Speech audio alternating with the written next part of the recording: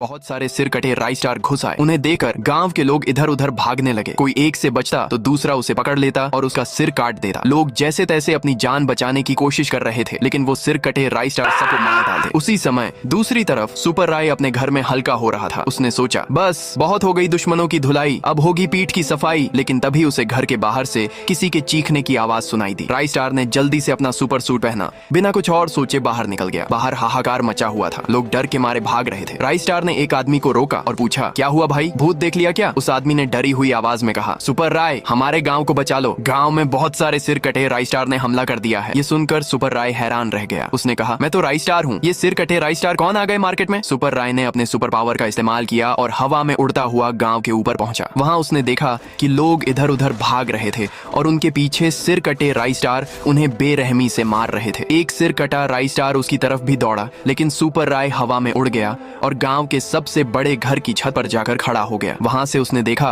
कि सिर कटे राई स्टार लोगों को बेरहमी से मार रहे थे। सुपर राय को समझ नहीं आ रहा था कि क्या करे। तभी उसके दिमाग में प्रोफेसर टंग टंग का ख्याल आया। सुपर राय बिना वक्त गंवाए हवा में उड़ा और कुछ ही देर में प्रोफेसर टंग टंग की लैब में पहुंच गया। लेकिन वहां का हाल और भी बुरा था। सारे लोग मरे पड़े थे, मशीनें टूट चुकी थीं और लैब के एक कोने में प्रोफेसर टंग टंग घायल पड़े थे। सुपर राय ने उन्हें उठाया और फौरन अस्पताल ले गया। अस्पताल में डॉक्टरों ने प्रोफेसर का इलाज किया और कुछ देर बाद वे होश में आए। सुपर राय ने पूछा, प्रोफेसर टंग टंग आपकी लैब में क्या हुआ? सारे लोग कैसे मर गए? प्रोफेसर ने गहरी सांस लेते हुए कहा, राई स्टार मुझसे बहुत बड़ी गलती हो गई। फिर उन्होंने पूरी कहानी बताई। कुछ दिन पहले मैं मार्केट से लौट रहा था, रास्ते में भीड़ लगी थी। पास जाकर देखा तो तुम यानी सुपर राय कुछ बदमाशों को पीट रहे थे। लोग तुम्हारी तारीफ कर रहे थे। ये देखकर मेरे दिमाग में एक खतरनाक विचार आया। मैंने सोचा कि तुम्हारे जैसा एक और सुपर राय बनाऊं जो सिर्फ मेरी बात माने और लोग मेरी भी तारीफ करें। मैंने अपनी लैब में दिन रात मेहनत की और आखिरकार वह बनकर तैयार हो गया। उसे देखकर मैं खुशी से नाचने लगा, लेकिन मुझे नहीं पता था कि उसमें अभी कुछ कमी रह गई थी। अगले दिन मैंने गांव वालों को लैब में बुलाया और कहा,